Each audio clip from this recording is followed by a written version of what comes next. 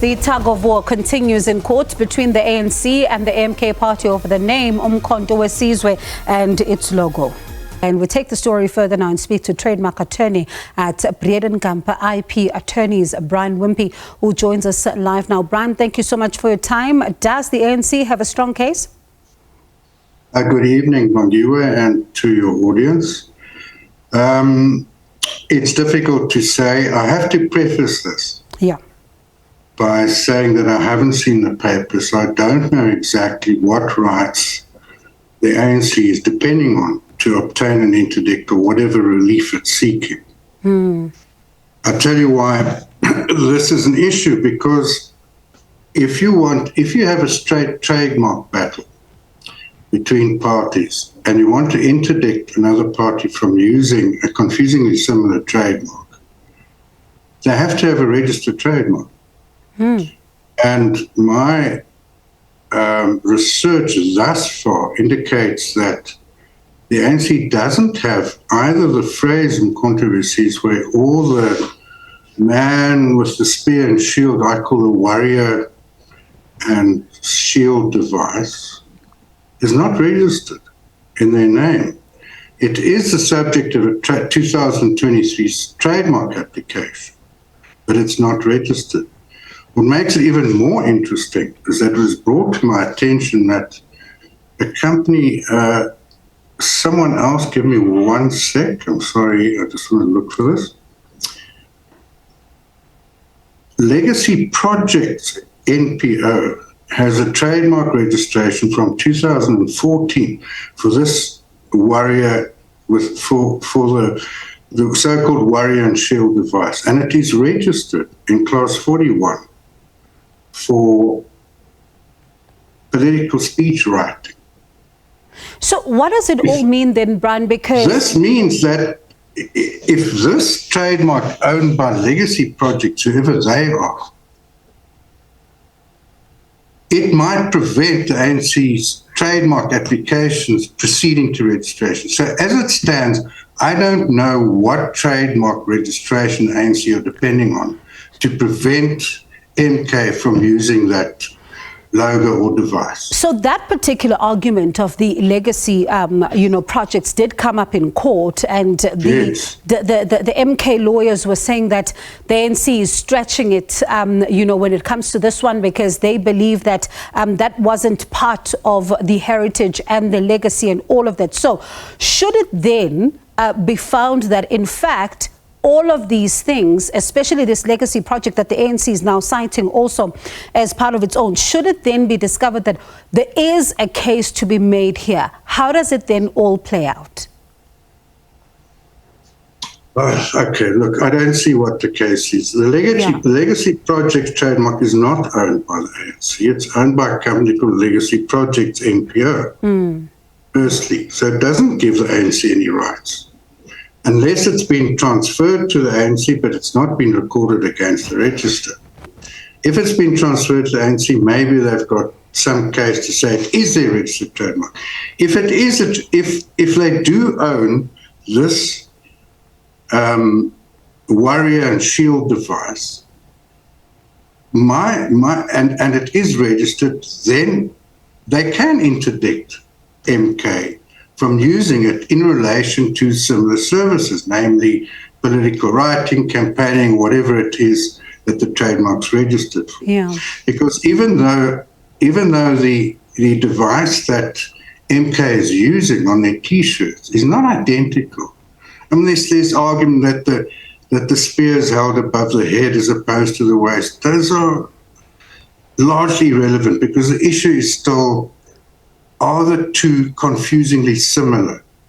Because remember, when the court makes a decision about confusing similarity, it doesn't look at the two trademarks side by side. It has to put itself in the place of the average person. He sees the one trademark, and then a year later, 6 months, or a day later sees the second.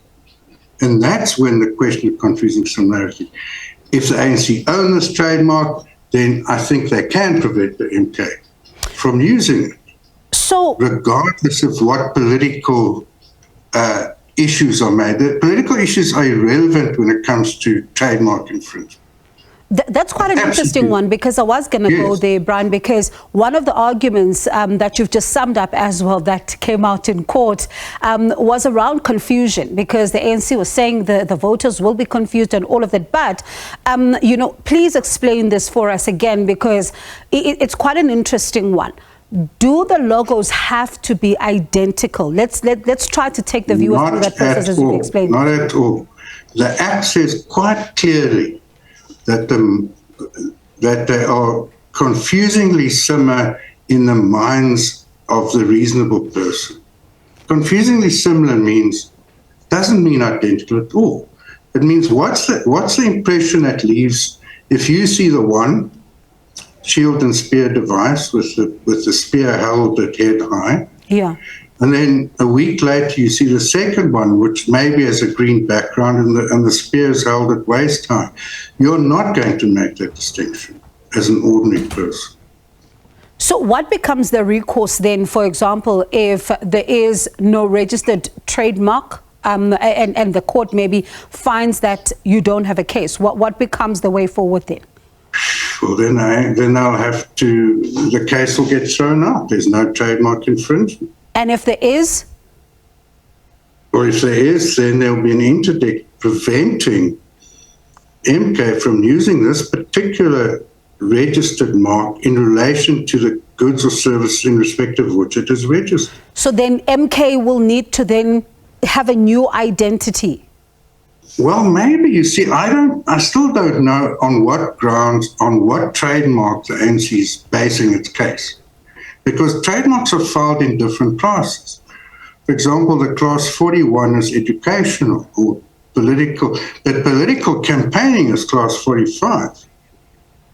If the ANC's got a trademark registration in class 45 for political campaigning and it's that logo, they can prevent the MK. Mm-hmm. But if the ANC only have,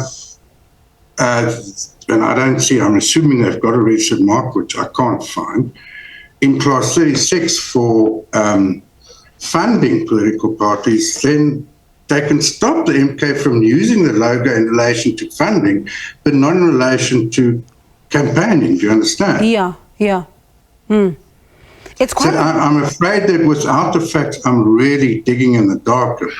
But it's quite an interesting one.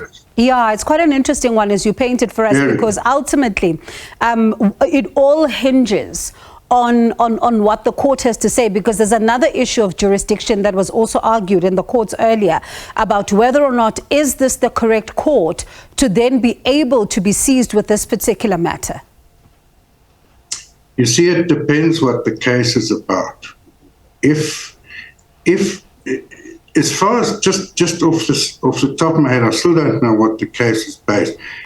In trademark matters, you're supposed to bring the application in the Pretoria court, because that is because, for example, not necessarily if it's infringed, but let's say if the MK has brought an application to contest the trademark registration and to ask for its expungement. Well, it's then in the wrong court, because the Durban court does not have jurisdiction over the register of trademarks in Pretoria.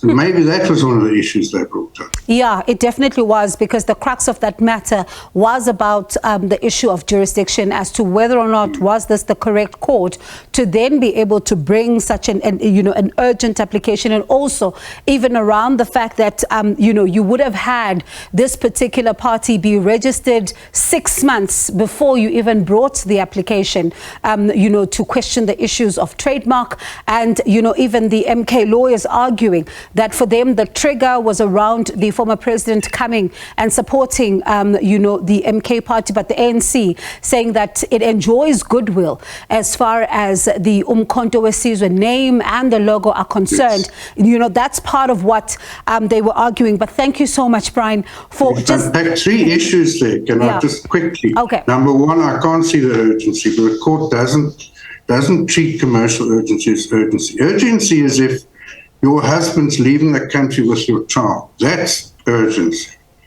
I can't see why a trademark matter is urgent in this sense.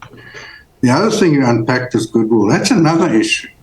If the ANC is relying not on the registered trademark, but on common law rights based on its goodwill in that logo, device, the phrase, well, when last did the ANC use that device or the phrase as a brand? Not since independence. So that's a hell of an interesting case. I'd love to hear I must keep my ear to the ground to get see what the judgment is.